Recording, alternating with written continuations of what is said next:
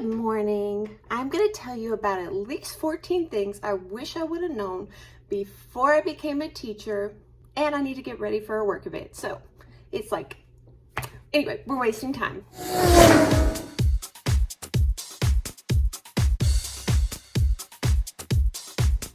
Hello, hotties. Welcome to my channel, or welcome back to my channel.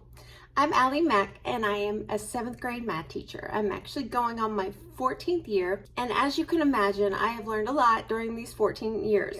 Please click the subscribe button and ring the notification bell so you don't miss any of the videos from me.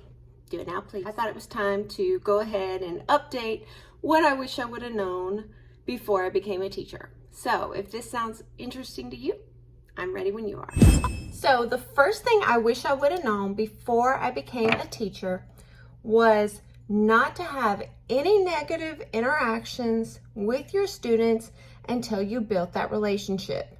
I think what happened to me is I kind of grew up more old school, where the teachers didn't really try to build relationships with their students. They just basically barked orders at you and told you what to do. You know what I mean? And I kind of was going by that guide. And not only that, that's kind of what the training and like the implication was as I was in school and what I'd seen during student teaching and all that other good stuff. Because we don't get thrown in there while the teachers are building those relationships. We just kind of see them where they are able to bark orders at their students and the students do what they say. Now, I'm not perfect at this. I'm still practicing. Like when you first meet your students, if you say you teach them, okay, walk on this side of the hallway, blah, blah, blah. If a kid's not doing it, don't just be like, hey, you, stop walking over there. Don't do that. You might just simply go up to them and say, hey, I need you to walk on this side. And basically just talk to them like they're an actual human being. I would not correct them in front of everybody unless several kids were doing it, and then I wouldn't call them out by name. I would just try to talk to them in private where no one else could hear me. Make sure that your tone and attitude is coming from a place of, I care about you and I want you to get this and I want you to be successful. Okay, number 2, do not dress like your students. Now, I'm not saying that if you're a female, you have to wear a dress and heels. Whenever another person or another student or another teacher comes in the room, they should be able to tell the difference between you and your students. Y'all should not look the same. You shouldn't blend in. Now, some of you look younger, and I get that. And to be honest, look, this is my 14th year, and I have pretty much been not dressing professional. I have not been dressing professional for at least 10 of them, if not longer. So I actually just had this epiphany last year, or before I started the 2022-2023 school year. So yeah, and I feel like it did make a big difference. And now you don't have to be as elaborate as me, but basically what got me started was I looked in my closet and I noticed I had 8 dresses. And I was like, if I cannot alternate, rotate, make these look different, I mean, nobody can, right? Like, mix it up. And you don't have to wear dresses, but at least put on a blazer or do something and make yourself look different from the kids, okay? You're basically letting the kids know that somebody is in charge in that room, and that person is you. Nobody should be guessing who's in charge in that room, right? Number 3, give constructive feedback regularly and often. And to be honest, I don't even grade on completion anymore. Y'all, I know it is so easy to just look and be like, oh, they only answered 9 questions, so out of 10, so they get a 90 and slap the grade on it. Please don't do that. The kids will catch on and they will just kind of give you halfway work, right? So back to the constructive feedback. Pretty much give them a feedback sandwich. And keep in mind that feedback is not judgmental. And the feedback sandwich goes like this: compliment, something nice about their work, then something they can do to make it better, and then another something nice, okay?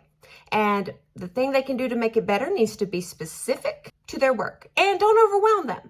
So say you are an English teacher and you notice the student is terrible with their punctuation and grammar and all that good stuff. Don't just tell them all the things they need to do. Give them one specific thing they need to do. Oh, I really like how you write. Your hook really drew me into the story.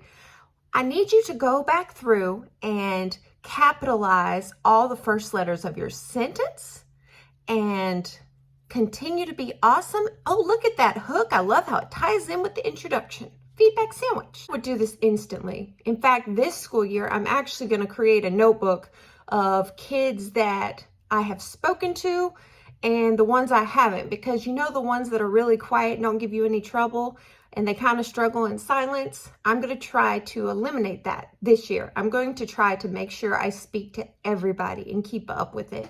So that's my thing for improvement for myself. That's my constructive feedback for myself, is I need to make sure I see every kid and not let the ones who like all the attention get all my attention. Number 4, if you are blessed enough to have an assistant teacher or an inclusion teacher in your class, you actually need to utilize them. And let me tell you, I had an inclusion teacher for pretty much most of my career up until I came to this new school. But it seems like before I got to this school, the inclusion teachers wouldn't stay in your room. They would just pull kids and work with them by themselves, right? And then when I got to this school, something happened and they made it where the inclusion teacher was in your room all the time. And I was in science, and in science, we don't really get an inclusion teacher if you're not a tested area. And so therefore, I didn't know how to use an inclusion teacher. But one of the people that is still at my school to this day pretty much taught me what to do. You need to include them, hence the word inclusion teacher or teacher assistant. Actually give them tasks to do that are meaningful, okay? So like the inclusion teacher, put them in your lesson plans and tell them what you need to help you with those students and how to help those students be more successful. Same with the teacher assistant. Actually help them, let them work with the kids. Don't just stick them off making copies and cutting out supplies for you. Actually give them stuff to do with the students, because more than likely, if they are in the teaching world, they want to work with children, right? And look, I would even put both your names on the classroom door. That's assuming that the teacher is in your classroom weekly. I would actually give them a place to put their stuff, kind of like, you know, when you have that new boyfriend or girlfriend or whatever, and that y'all are serious, so you give them a drawer at your house so they can put their toothbrush and stuff in there. Do the same thing with your inclusion or assistant teacher. Give them a place to put their stuff, make them feel welcome, write them in your lesson plan, tell them what to do, ask for their feedback, include them, let them be a part of your room. It'll be a much better experience for you and for them. Put yourself in their shoes. If you don't give them any tasks to do and they're just standing there, think about how boring that would be. Okay, so just try to look at it from their point of view. Number 5, have a procedure for every action that the students are going to do in your room. So from the minute they walk in their door, the direction you want them to turn or whatever needs to have a purpose and a procedure. How they grab their pencils, how they sharpen their pencils, restroom, everything needs to have a procedure. And whenever you do your lesson plans, you need to not waste any minutes. And I know everybody says overplan, overplan, overplan. They are not lying. The whole, oh, when we get done, y'all can whisper. That never turns out good. I'm sorry, it just does not. Worst case scenario, maybe come up with like a bunch of like 5-minute activities you can do like on the fly. Because I don't know about you, I don't like making a bunch of worksheets and whatever, and then we don't get time to it. It just hurts my soul to not be able to use those materials if we run out of time. What I could even do myself is create a bunch of activities you can do in like 5 to 10 minutes that you can just pull from that can be like an enrichment or review. That way you're not wasting any time and every minute is going to have a purpose and all that good stuff. Procedure for everything. You can just Google classroom procedures and you'll get lists of different procedures or things to think about and suggestions for procedures. I'm telling you, it'll be much better to do it now than it will be later to try to decide what it is and then teach them after you've gotten to know them. Okay, so, and also plan for every minute.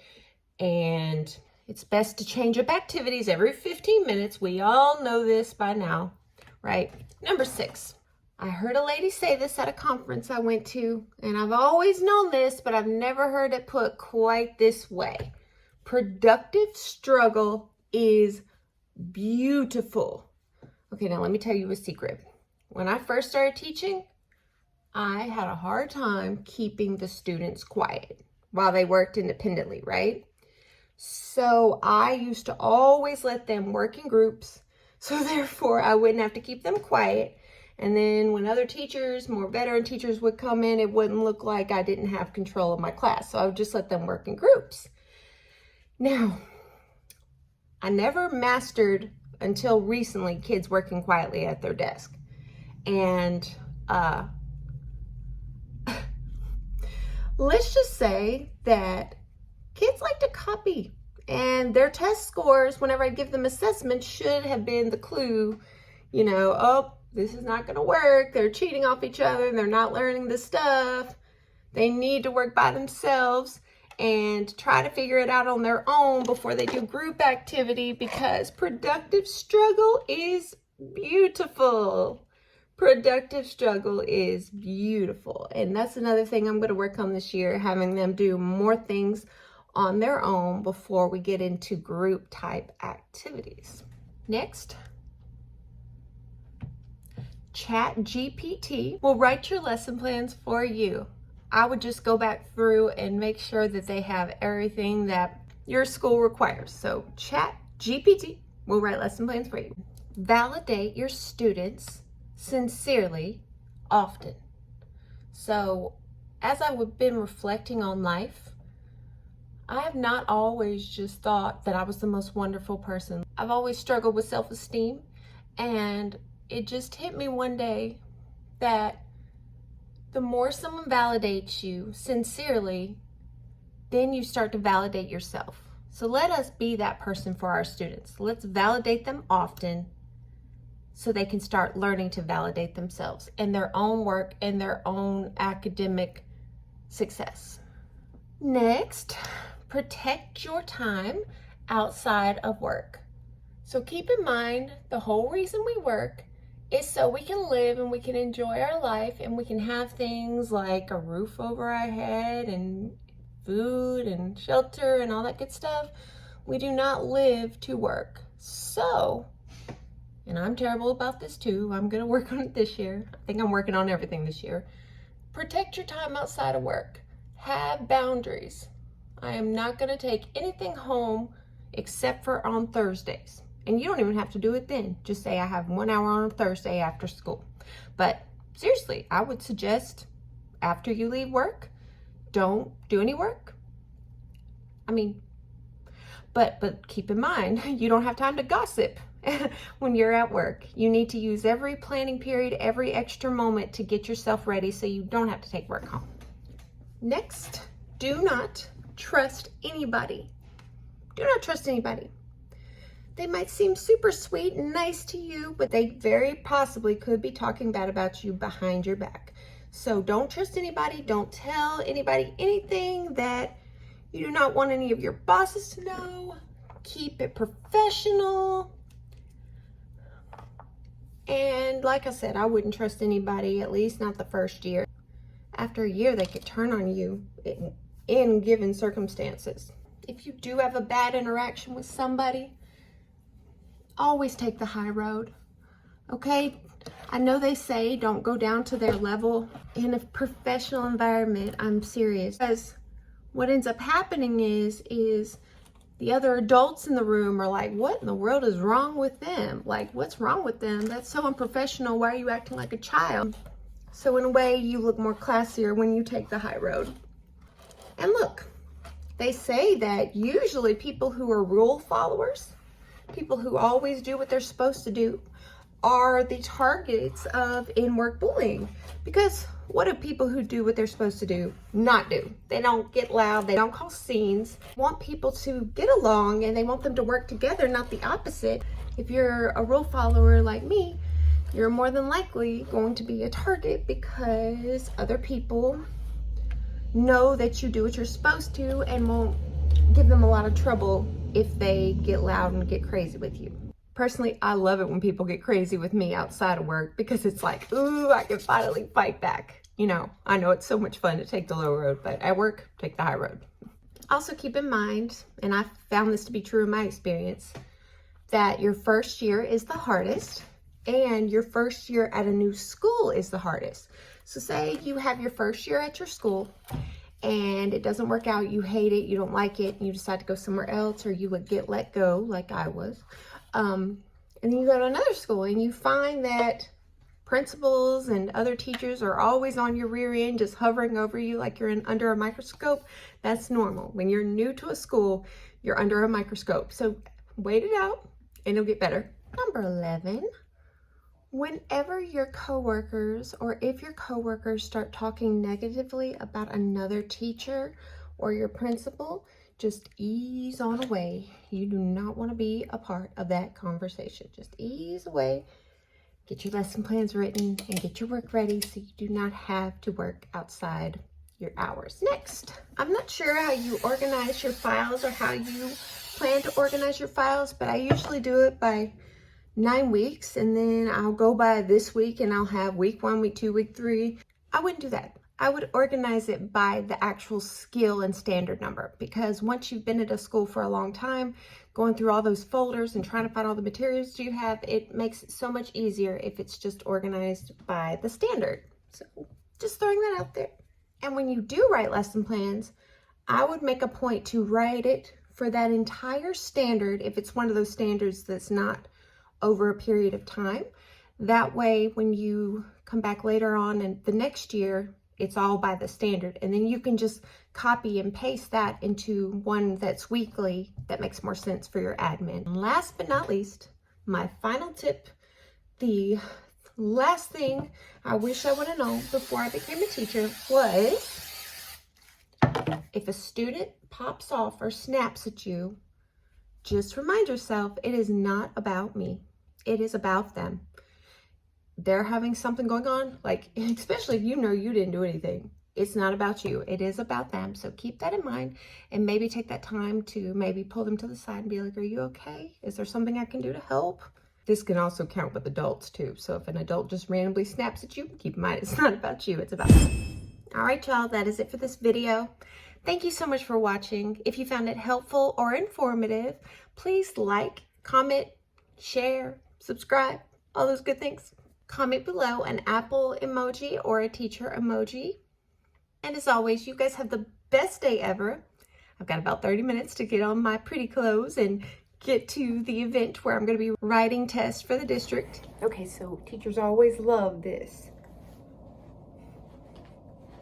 I got my cute sneakers on. Gotta love the Chuck Taylors. I guess these are Chuck Taylors.